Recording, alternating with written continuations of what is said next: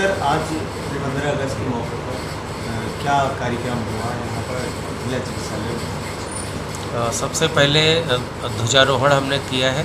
सारे हमारे स्टाफ के लोग थे और जितने भी स्टूडेंट थे वो हमारे साथ थे और कुछ पब्लिक के लोग थे। जो शासन के निर्देश थे कि 8 बजे आपको ध्वजारोहण करना है, तो सबसे पहले मैंने वो काम किया। उसके बाद में कुछ पक्षी 5 हमारे पास छोटे थे जिनको मैंने आज़ाद किया। कुछ पक्षी बड़े हमारे पास थे, 5 पक्षी, उनको हमने आज़ाद किया। उसके बाद हमने 5 पेड़ लगाए अपने पार्क में। वो भी पेड़ ऐसे लगाए कि जो जीव जंतुओं से लेकर के सारे पेड़ पौधे और जो भी वहाँ पे फलदार हैं, जिसमें कोई न कोई चीज़ उसमें लगती रहेगी, जिससे हमारे जीव जंतुओं को, गिलहरी को, चिड़िया को, सभी लोगों को वो खाने का एक भोजन के रूप में उस सूत्र को हमने तैयार किया है। और वो 5 पेड़ हमने इसलिए वो रसीले फल के रूप में लगाए हैं। अच्छा सीएम साहब, ये 5 का अक्षर आपके दिमाग में कैसा है, क्या है आखिर राज है? 5 वैसे तो मान के देखा जाए अलग अलग होते हैं, अगर इनको हम जोड़ लें, एक साथ कर लें, तो हमारी इतनी ताकत बन जाती है कि उससे बड़ी कोई ताकत नहीं हो सकती है।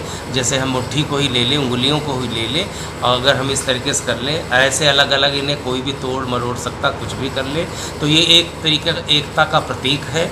और 5 हमें शुभ माने गए हैं और इसलिए हमने 5 का एक रेशियो निकाला और सभी चीज़ें हमने 5 अपने जो हमारे कर्मचारी थे उनको मैंने सम्मानित किया। और 5 सम्मानित के अलावा भी हमने और ऐसे कुछ 5 मरीज़ जो थे उनको हमने फल वितरण करवाया, कुछ को पुरस्कार दिलवाया। इस तरीके के काम हमारे वहाँ आज झंडारोहण के दौरान पौधे लगाए। 5 पेड़ हमने पहले ही बताया आपको लगाए। कोई पहले प्रोग्राम ऐसा नहीं हुआ या कुछ नए तरीके से प्रोग्राम हुआ, क्या कहना चाहेंगे? पहले यहाँ पे असल में बैठने की जगह नहीं होती थी, सिर्फ लोग खड़े रहते थे, आते थे। झंडारोहण के बाद में जो भी 2-4 लोग अपनी स्पीच देते थे और वो बरामदे में या पार्क में ही खड़े खड़े लोग आके और चले जाते थे। एक तरीके का वो मतलब निभाना होता था जिसको कहते थे। तो मेरे दिमाग में आया कि क्यों ना हम इसको बहुत अच्छे तरीके से सेलिब्रेट करें और बहुत अच्छे से इस पर्व को, आज़ादी के पर्व को मनाएं, जिसमें हिंदू, मुस्लिम, सिख, ईसाई सभी लोग मौजूद रहें। और ये पर्व पूरे देश का है, रामपुर का तो हमारे अस्पताल का है ही है। और ये संदेश दूर तक जाना चाहिए कि हम सब एक हैं और हमेशा। यहाँ पे हमारा पूरा स्टाफ था, उसमें अधिकारी, डॉक्टर्स और हमारी नर्स स्टाफ, कुछ स्टूडेंट्स और बाहर तीमारदार और उनके साथ के भी लोग, बहुत सारे लोग मौजूद हैं। आपसे क्या गुजारिश करेंगे? मैं समझ नहीं पाया। जनता से क्या गुजारिश करेंगे? जनता से मेरा अपील है कि जी जनता से अपील है कि सभी लोग इस पर्व को बड़े अच्छे से मनाएं। भाईचारे का प्रतीक होता है और भाईचारे को निभाएं।